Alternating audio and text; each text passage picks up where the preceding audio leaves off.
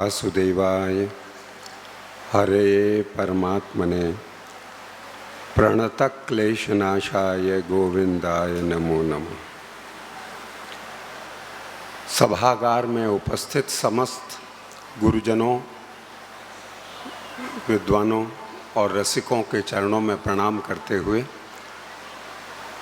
सभी को जय श्री राधे श्याम।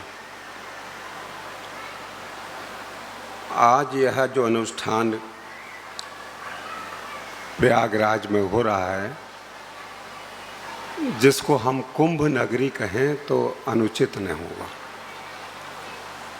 और कुंभ नगरी अपने नाम को सार्थक करती है कुंभ आराधना से।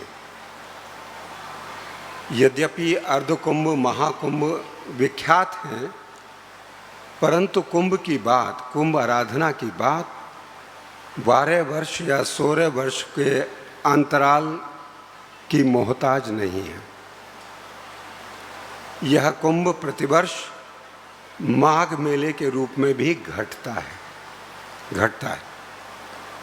यह कुंभ अनुष्ठान विलक्षण है क्योंकि इसमें विभिन्न विचारधाराओं का उस कुंभ में आगमन और उस कुंभ में फिर उसका मंथन के लिए एक घट की, एक कुंभ की आवश्यकता होती है। और वह मंथन की जो प्रक्रिया एक अनादिकाल से कुंभ मेले के माध्यम से चली, वो बड़ी विलक्षण है। उस मंथन में विरोधी एवं प्रतिद्वंदी का भी स्वागत होता रहा है और होता है। लोक एवं शास्त्र, आध्यात्म एवं व्यापार, परंपरा एवं प्रयोग, धर्म एवं राजनीति, इन सब के अखाड़े सजते हैं। कुंभ में अखाड़े सजते हैं। कहीं न कहीं दृष्टि इस पर टिकी होती है। बहुत कुछ जुड़ता है इस कुंभ मेले में और बहुत कुछ छूट भी जाता है। बहुत से लोग छूट जाते हैं। यहाँ दान दिया जाता है और दान लिया भी जाता है। तो प्रयागराज की महिमा कि यहाँ कुंभ यज्ञ माघ महीने तक सीमित नहीं है, वो कुंभ परंपरा आगे बढ़ती है। यहाँ पर नित्य कुंभ है जो चर्चाओं, संवादों, गोष्ठियों, सम्मेलनों के रूप में अनुष्ठित होते रहते हैं। कुंभ नगरी को सार्थकता प्रदान करते हैं। ऐसे ही एक सारस्वत कुंभ के घट स्थापन के सत्र में आज प्रातः हम लोग सब एकत्र हुए। अभी नवरात्र गई है। जब घट स्थापन होता है तो एक और प्रक्रिया अपनाई जाती है और वह है बीजारोपण की, बीज बपन की। जवारे बोए जाएंगे और उस बीज बपन का विधान है और वह दायित्व आज पता नहीं क्यों मुझे सौंप दिया गया है। तो यद्यपि इस सारस्वत कुंभ का बीजारोपण हमारी डॉक्टर मधुरानी शुक्ला जी के संकल्प और विषय निर्धारण में ही हो चुका था। तथापि यथा नियुक्तोस्मि तथा करोमि, मैं कुछ प्रयास करूंगा कि उन बीजों को हम समझें कि वो बीज हैं क्या। तो मधुर जी ने बात सरल कर दी है। इस गोष्ठी के बीज हैं लोक, संस्कृति, परंपरा और नवाचार।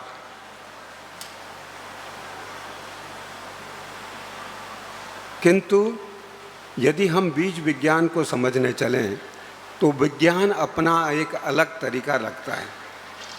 सामान्यतया हम देखें बीजों को तो एक जैसे दिखाई देते हैं, किंतु उस बीज के भीतर है क्या?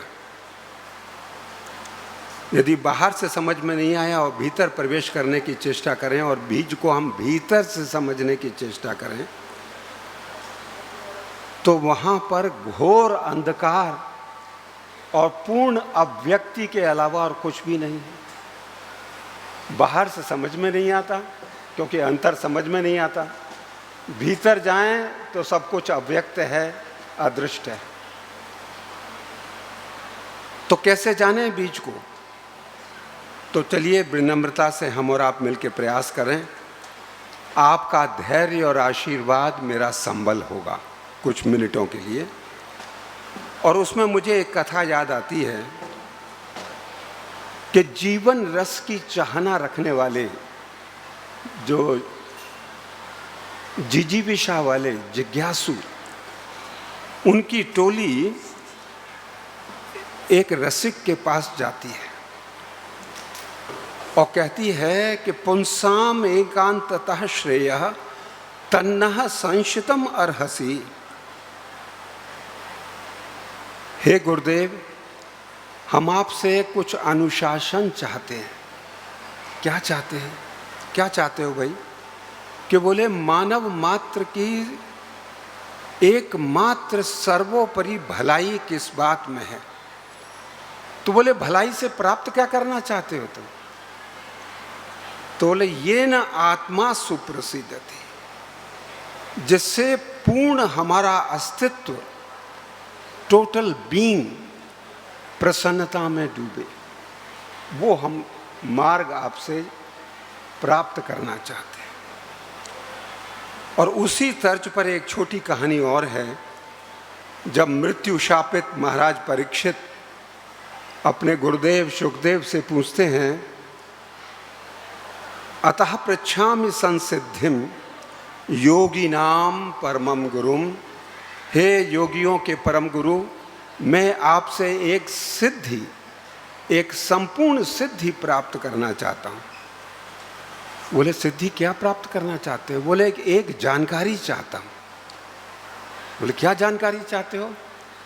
बोले पुरुषस्य यह यत् कार्यम म्रियमाणस सर्वथा, जिस मानव को जन्म के साथ ही मृत्यु लगी हुई है, नियत है, उसको कैसे जीना है, उसको मस्ती से कैसे जीना है, वो हथकंडा आप दे दीजिए। और उसको यह बताइए कि जिसको सुनकर, जिसका जप करके और जिसको अपना कर्तव्य बना के निर्भीह मनुष्य मात्र जो है अपने जीवन को सरस बना दे। यत् श्रोतव्यम अथो जप्यम यत् कर्तव्यम निभि प्रभो स्मर्तव्यम भजनी ही वा ब्रूहि यद्वा विपर्ययम। जो कर्तव्य हैं वो बताइए और जो कर्तव्य नहीं है वो भी साथ बताइए। ज्ञान जोड़े से चलता है, केवल ज्ञान से नहीं चलेगा, अज्ञान के बारे में भी हमको सोच के उस पर प्रहार करना पड़ेगा। तो परीक्षित हो या ऋषिगण हो, उनकी जिज्ञासा उस कृति के बारे में है, कर्तव्यों के बारे में है, जिससे जीवन सिद्ध हो, सफल हो और मानव मात्र पूर्ण प्रसन्नता को उपलब्ध हो सके। सूक्ष्म में कहें तो वे सम्यक कार्य ही मानव संस्कृति है, समवेत संस्कृति और सम्यक कृति। तो प्रसन्नता विषयक प्रश्न से दोनों गुरुजन अत्यंत प्रसन्न हुए और ऋषियों का, परीक्षित का बड़ा अभिवादन किया, बड़ा स्वागत किया, उनकी महिमा मंडित किया। तो जैसे ही ऋषियों ने पूछा था सूतपात से, तो वो सुन के इति संप्रश्न संहृष्टो, उस सम्यक और पूरे प्रश्न को सुन के उनका रोम रोम खिल गया और नाम पड़ गया रोमहर्षणा। एक प्रश्न ने चमत्कार कर दिया, गुरु के जीवन में क्रांति ला दी। और वो कहते हैं, मुनेह साधु पृष्ठोहम, आपने बहुत ही उत्तम प्रश्न मुझसे किया है। और उत्तम किस लिए है? भवद भी लोक मंगलम। इस प्रश्न में लोक मंगल की भावना निहित है, इसलिए प्रतिपूज्य वचस्तेषाम प्रवक्तुम, मैं बोलने की इच्छा रख रहा हूं। इसलिए तो यत् कृतः कृष्ण संप्रश्नो ये नात्मा सुप्रसिद्धति, यह जो संप्रश्न है वह कृष्ण प्रश्न है, कृष्ण प्रश्न है।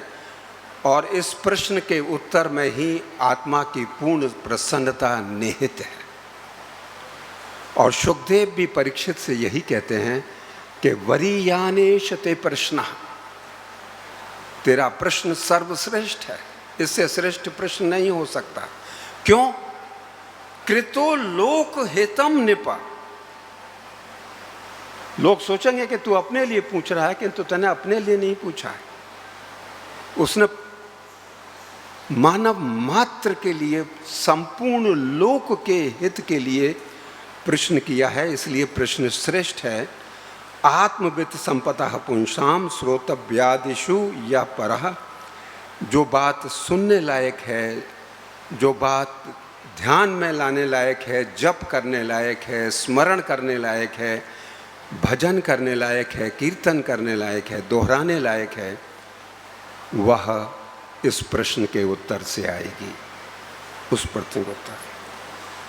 तो यह जो आत्म प्रसादनी जिज्ञासा है और वह जो उच्च कोटि है उसकी, उसके भीतर एक ही सूत्र है कि उससे लोक मंगल होगा और लोक हित होगा।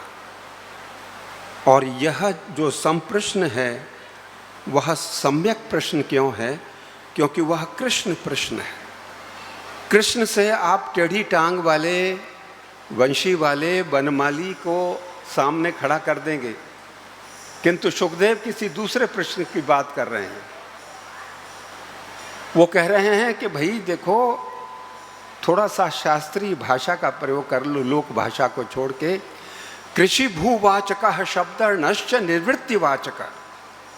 कृष्ण शब्द की व्युत्पत्ति ही यही है कि जीवन रूपी खेती में से कांटे के पौधे उखाड़ के जो सुख के, आनंद के फूल खिला दे, उस प्रक्रिया को, उस सिद्धांत को, उस व्यक्ति को कृष्ण कहते हैं। तुम उसको सीमित मत करो। इसलिए तुम्हारा प्रश्न जो है वो संपूर्ण प्रश्न है, संप्रश्न है, संप्रश्न है। तो अभाव से भाव और नीरसता से सरसता, इसकी यात्रा ही मानव संस्कृति है, ऐसा हम सूत्र रूप में कह सकते हैं। तो लोक हितार्थ जो कृति है, जो रचनाएं हैं, वही सम्यक कृति अर्थात संस्कृति है। किंतु क्या है वह लोक? देवलोक है कि वह भूलोक है कि वो पितृलोक है कि स्वर्ग आदि के क्रम में जो है वो 7 लोकों की जो सीढ़ी बनाई गई है वो 7 लोक हैं। तो यहाँ पर जो लोक की बात है, उन किसी लोकों से हमारा कोई लाभ नहीं होने वाला है।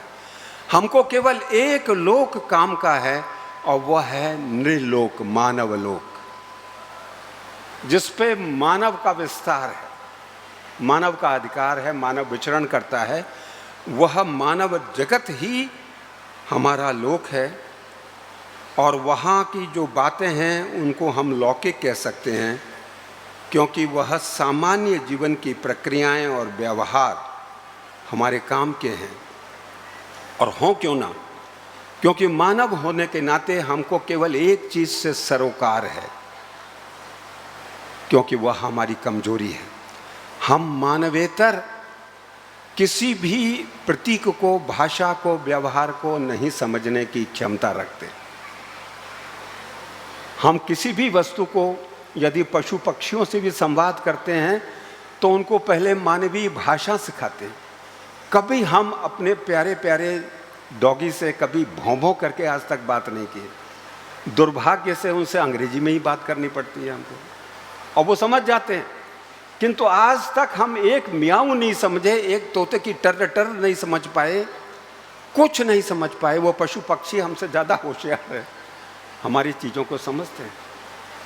इसी कमजोरी को देखते हुए भीष्म पितामह को वक्तव्य देना पड़ा था, नहीं मानुषात श्रेष्ठतरम ही विद्यते एक वचन। सुनो हे मानुष भाई, सवार ऊपरे मानुष सत्व ताहार ऊपरे नहीं। तो ये अभिमान की अभिव्यक्ति नहीं है, ये अपने प्रेडिकामेंट का एक विनम्र एक्सेप्टेंस है कि हमारी सीमा केवल मानवीय है, ना अमानवीय ना अतिमानवीय। हम दोनों छोरों से बंधे हुए, हम वहां प्रवेश ही नहीं कर पाते। तो जिन कार्यों से लोक संग्रह हो, लोक कल्याण हो, वही लोक संस्कृति है, सम्यक कृति है। और साथ ही यदि हम देखें तो लौक और लौकिक जो व्यवहार का स्वरूप है, उसका आधार क्या है? यह जो लौकिक अलौकिक, यह जो जोड़े बने, लोक के साथ शास्त्र का जोड़ा, लोक के साथ मार्गी का जोड़ा, देशी और मार्गी का जोड़ा, अनंत जोड़े बनाते गए हम, बनाते गए। तो उसका आधार कहाँ से आया? आधार हमारे लोक से ही आया है, हमारे व्यवहार से आया है। और आदि शंकराचार्य भी हमको जताते हैं कि हमारा संसार, उसका व्यवहार दो विपरीत तटों के मध्य प्रवाहित है। लिखने चले थे ब्रह्मसूत्र की व्याख्या, किंतु प्रथम वाक्य उनकी सरस्वती की जिह्वा, उनकी जिह्वा पर सरस्वती ने क्या दिया? अस्मद युष्मत प्रत्यगोचरो विषय विषयिनो तमः प्रकाशवद विरोधित्वात्। यह संसार एक विरोधी वस्तुओं का पुलिंदा है, मैं और तू, विषय और विषयी, सब्जेक्ट एंड ऑब्जेक्ट, और ये इतने विरोधी हैं तमः प्रकाशवत। प्रकाश का अंधकार से कोई समझौता नहीं हो सकता, अंधकार का प्रकाश से नहीं हो सकता। तो उसी चिंतन क्रम में यदि हम आगे चलें तो हमें परंपरा और नवाचार का जो जोड़ा इस राष्ट्रीय संगोष्ठी में विचार के लिए हमने रखा है, वह परस्पर विरोध में हमको खड़ा प्रतीत होता है कि नवाचार के विरोध में परंपरा है और परंपरा के विरोध में कहीं नवाचार खड़ा है। तो यदि हम इस द्वंद्व को मान्यता दें तो तस्वीर कुछ ऐसी सिखाई देगी कि परंपरा के सामने नवाचार, शास्त्र के सम्मुख लोक, संस्कृत के आगे प्राकृत, रूढ़िवादी के आगे रचनाशील, मार्गी के आगे देशी, आदि आदि आदि बनाते जाइए। तो इस द्वंद्व से निपटने के दो तरीके हैं। ये होशियार भारतीय मनीषा ने दो तार्किक तरीके निकाले, ऐसा हथियार निकालो कि द्वंद्व समाप्त हो। तो उन्होंने कहा कि नेह नानास्त किंचना, भेद का मानव व्यवहार में कोई स्थान नहीं है। अभेदवाद का तर्क लगा दो, दूसरा मर जाएगा, उसको माया के खाते में डाल दो, ब्रह्म सत्यम जगन, किस्सा खत्म, विरोध ही खत्म हो गया, द्वंद्व खत्म हो गया। दूसरा एक रास्ता आया, उन्होंने कहा नहीं भाई भेद है, किंतु भेद को ही जो हो परमेष्टि बना लिया, तो वहां पर भी खेल खराब हो गया कि हम यहां राजी तुम वहां राजी, चलो हो चुका मिलना, कोई मिलने का सवाल नहीं है। वो मोनेडिक एक्सिस्टेंस में चले गए, सब स्वयंभू हो गए। तो भेद और अभेद, इन दोनों ने द्वंद्व को समाप्त करने की चेष्टा की, और ये दोनों बड़े सरल तरीके हैं, क्योंकि अभेद में दूसरा नहीं है और भेद में कभी मिलन संभव नहीं है। किंतु यदि आदि शंकर की समझ को हम स्वीकारें तो यह लोक हमारा द्वंद्वात्मक है और द्वंद्व से मुक्त कभी हम हो नहीं सकते। तो मनीषियों ने एक और दृष्टि दी है कि द्वंद्व रहे किंतु हम द्वंद्वातीत होकर रहे, हमारी चेतना द्वंद्वातीत हो, अर्थात हमें साहस करके भेद और अभेद दोनों को स्वीकार करना होगा। यह भेदा भेद की समग्रता ही समाधान है। विवाद को हम संवाद में लाएं। लोक शास्त्र, नवाचार और परंपरा दोनों में जो ऑर्गेनिक संबंध है उसको हम विनम्रता से स्वीकार करें बिना पूर्वाग्रह के। तो इसके संबंध में एक पुरानी बहस है कि भाषा पहले आई कि व्याकरण पहले आया। ये जब व्याकरणाचार्य की परीक्षा होती है तो उसमें ये प्रश्न लगभग हर आचार्य की परीक्षा में अवश्य संपूर्णानंद विश्वविद्यालय से आता है कि भाषा पहले आई या व्याकरण पहले आया, उसका तरीका, भाषा का प्रयोग करने का तरीका आया।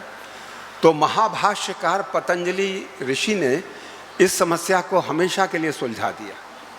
उन्होंने कहा कि दृष्टस्य अनुव्याख्यानम भवति। महाभाष्यकार पाणिनि पे कहते हैं कि जब तक हमको डेटा नहीं होगा, फिनोमेना नहीं होगा, हम उसका व्याकरण बनाएंगे किसका? क्या हवा में व्याकरण बनेगा? पहले भाषा आई है, चाहे वो प्राकृत हो, परवाह नहीं, उस प्राकृत को हम सुसंस्कृत कर लेंगे, किंतु भाषा पहले चाहिए, डाटा हमको पहले चाहिए। अनुपम, यह जो अनुपम सूत्र मिला, और यदि इसको संगीत की दृष्टि से देखें तो मार्गी और शास्त्रीय, देशी और लोक, ये जो संगीत की दो धाराएं दो लोकों में प्रवाहित होती हैं। मार्गी के आचार्य बन जाते हैं भरत मुनि अपने भरतनाट्य शास्त्र को लेकर, और मतंग ऋषि कहते हैं कि नहीं नहीं भाई, देशी बात को भी प्रतिष्ठा मिलनी चाहिए, तो बृहद देशी का भी, मतलब देशी का भी शास्त्र बना डालते हैं, बृहद देशी। बृहद देशी यदि मार्गी है तो वह आध्यात्म साधना के लिए है, स्वात्म रंजन के लिए है, आत्मरंजन के लिए है, और देशी है तो मनोरंजन के लिए है, लोक रंजन के लिए है। भेद खड़े किए गए। मार्गी में विशुद्ध शास्त्रीय विधान है, देशी स्वच्छंद है, स्वच्छंद। तो रोचक बात यह है कि मार्गी जो स्वर ब्रह्म की सप्त स्वरात्मक विग्रह की आराधना करती है, जो पद्धति, उन्होंने सप्त स्वर कहाँ से लिए? किस शास्त्र ने उनको सप्त स्वर दिए? कौन से सूत्र ने दिए? किस ऋग्वेद ने दिए? वो दिए मोर ने, बैल ने, बकरी ने, क्रौंच ने, अश्व ने, हाथी ने, इन्होंने दिए हैं। और ये क्या दिए हैं? ये मार्गी आराधना के सप्त पद हैं, इसके बिना संभव नहीं है। तो ईश्वर प्राप्ति की यदि हम बात संगीत के माध्यम से करने लगें, उस परमेष्टि को प्राप्त करने की बात करें, तो यह देखें कि वह परमेश्वर हमारे साथ खेलना क्यों चाहता है और कैसे खेलता है। जो परमेश्वर हमारे साथ जुड़ना नहीं चाहता, उस परमेश्वर की हमें कोई ना आवश्यकता है, ना उसकी प्रतिष्ठा है, ना हमें जिज्ञासा है। जो हमें दृष्ट है, हमें उपलब्ध है परमेश्वर, तो वह अवतार लेता है, क्योंकि हम उस ऊंचाई पे पहुंच नहीं पाते, उसको उतरना पड़ता है। क्यों लेता है? यस्य अवतारो भूतानाम क्षेमाय च, लोक के क्षेम के लिए, लोकक्षेम के लिए वह अवतार लेता है। मुख्य बिंदु वहीं पर आता है। किंतु अवतार लेके करेगा क्या? उसको करना कुछ नहीं आता। गोलोक में रहता है, वहाँ पर सब सहज रूप से होता है, वहाँ का विधान इधर से उधर नहीं होता। जिस निर्लोक में वो आया, भूलोक पे आया, वहाँ पर हमारे न्यायमूर्ति बैठे हैं, जितने विधान बने हैं सब तोड़ने के लिए बने हैं। ये मनुष्य एक ऐसा जीव है कि हर कानून को तोड़ने के लिए पहले से पहले तैयार रहता है। तो भगवान चकित रहते हैं कि मैं कैसे आचरण करूं यहां पर।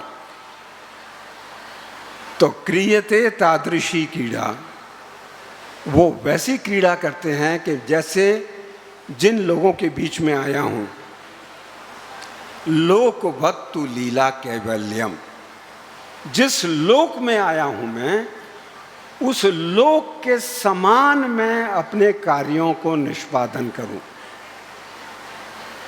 वह भगवदी संस्कृति लोक संस्कृति से प्रेरित होकर आगे बढ़ती है। तो क्रियते तादृशी कीड़ा या श्रुत्वा तद्ब्रव भेद। और भगवान भी कौन के खेलते हैं? क्रीड़ा मनुज बालकई। वो भगवान के रूप में नहीं खेल सकते मनुष्य के लोक में, उनको मनुज बालक बनना पड़ेगा, किसी का सखा बनना पड़ेगा, किसी का प्रेमी बनना पड़ेगा, किसी का स्वामी बनना पड़ेगा। तो लोकवत भगवती आचरण हमारा कैसा है? आखिरी बात मैं एक याद दिलाना चाहूँगा कि जो मार्गी और शास्त्रीय परंपरा है उसके एक आचार्य हुए श्री रूप गोस्वामी पाद। उन्होंने भक्ति के रस को और भाव के सूक्ष्म तत्व को भी व्याकरण प्रदान कर दिया भक्त रसामृत सिंधु और उज्ज्वल नीलमणि के माध्यम से। बड़ा कठिन कार्य था। डॉक्टर प्रेमलता शर्मा ने उनका संस्कार करके प्रकाशित किया। तो वह एक छोटा सा ग्रंथ लिखते हैं, कृष्ण जन्म तिथि विधि। उसमें कहते हैं ततः स्तुभीत गोविंदम पौराणी वैदिकई रपि।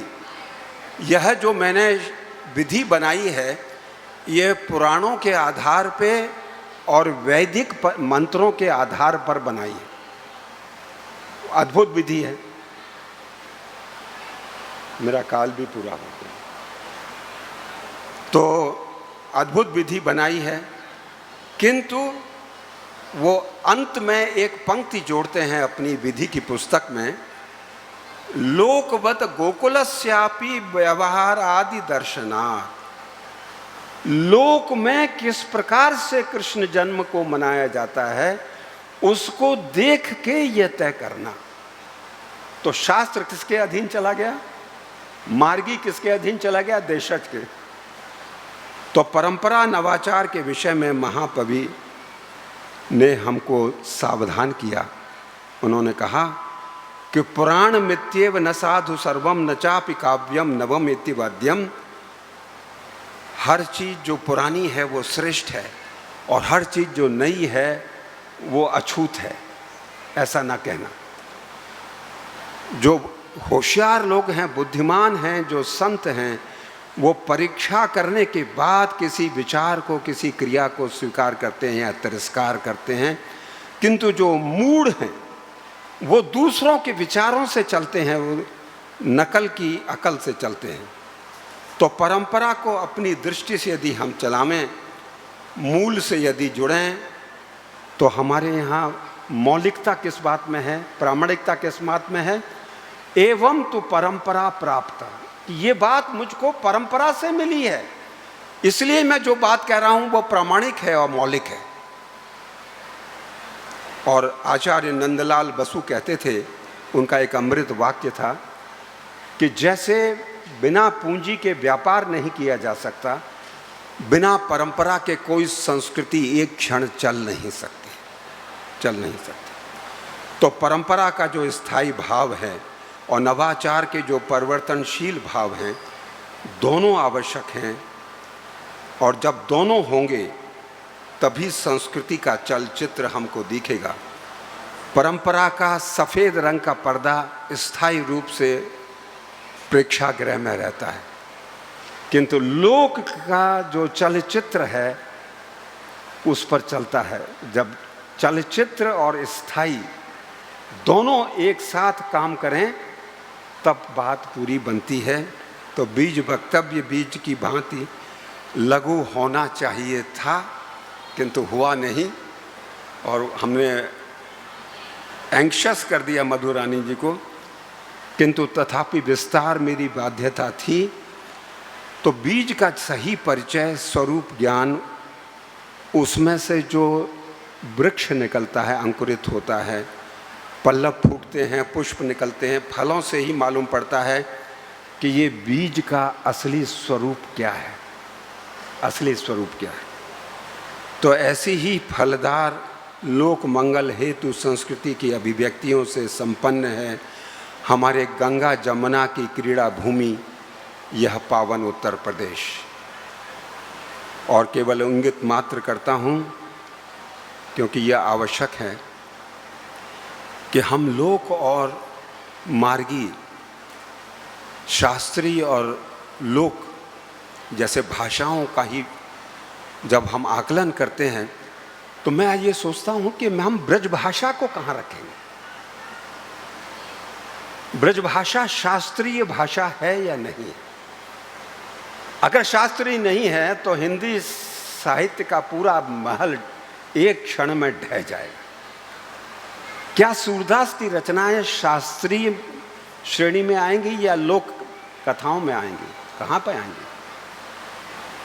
और जब भारतेंदु हरिश्चंद्र और हमारे पूर्वज गोस्वामी, उनका नाम भूल रहा हूँ, नई हिंदी के संस्थापक, अगर ये ना आते तो क्या आज तक ब्रजभाषा न चलती होती? सब कामों में वही भाषा होती। तो खड़ी बोली आई और ब्रजभाषा अचानक कहती है मैं तो लोक भाषा बन गई। कहीं लोक भाषा ब्रज रही होगी, फिर वो शास्त्रीय भाषा बनी और शास्त्रीय के बाद फिर लोक बन गई। तो ये एक अद्भुत था। एक खाली संज्ञान लाना चाहूँगा रासलीला की बात, चूँकि उठ गई इसलिए बोल रहा हूँ कि रासलीला एक ऐसा वह अचिंत्य भेदा भेद का एक प्रयोग है, ऐसा प्रयोग है कि जहाँ भरत का दिया हुआ नाट्य शास्त्रीय ढांचा पूरा का पूरा प्रयोग किया जाता है, किंतु नवाचार में वो पारसी रंगमंच से कोई परहेज नहीं करता। उसकी टीवी के सीरियल से भी कुछ लेने में वो आज भी परहेज नहीं करता। संस्कृत भाषा, उर्दू भाषा, ब्रज भाषा, खड़ी बोली, सब भाषाओं को सरपट दौड़ाता है। वाद्यों में परंपरागत वाद्य जो हैं विश्राम कर रहे हैं। अब वहाँ पर ड्रम पैड और कैसियो बज रहे हैं रासलीला में, परंपरागत रासलीला में बज रहे हैं। मंच सज्जा का तो कुछ कहना ही नहीं है, इतना अपरंपरागत है कि आप कहेंगे कि यही रासलीला है। और जब रासलीला की स्थापना 16वीं शताब्दी में हमारे पूर्वजों ने वृंदावन में की तो वह एक मिलित प्रयोग था। जब कंपोजिशंस ऑफ डांस मूवमेंट की बात आई तो गोस्वामी गण वृंदावन के मुगल एम्परर अकबर के पास गए और उनसे कहा कि हमको सेबेटिकल पे अपने कोर्ट डांसर बल्लभ को दे दीजिए। तो अबुल फजल कहते हैं कि बल्लभ को उन्होंने स्वीकार किया कि भाई जाओ वृंदावन जाओ, इनके संग रासलीला पे काम करो।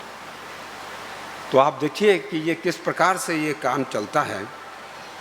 तो बीज की भांति बीज वक्तव्य को भी कभी न कभी मरना चाहिए। बीज यदि मरेगा नहीं तो बीज निरर्थक है।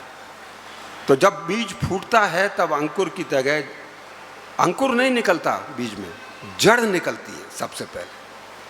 तो बीज की रीति से हम विमर्श करें इस संगोष्ठी में तो भेदा भेद के अचिंत्य तर्क से हम लोक का शास्त्र से, परंपरा का नवाचार से जो द्वंद्व युद्ध है उसे द्वंद्व का रसपूर्ण एक रास बना सकते हैं। यह मिलन और यह संगम कुंभ नगरी प्रयागराज में ही संभव है। बारंबार क्षमा याचना करते हुए और प्रणाम करता हूँ।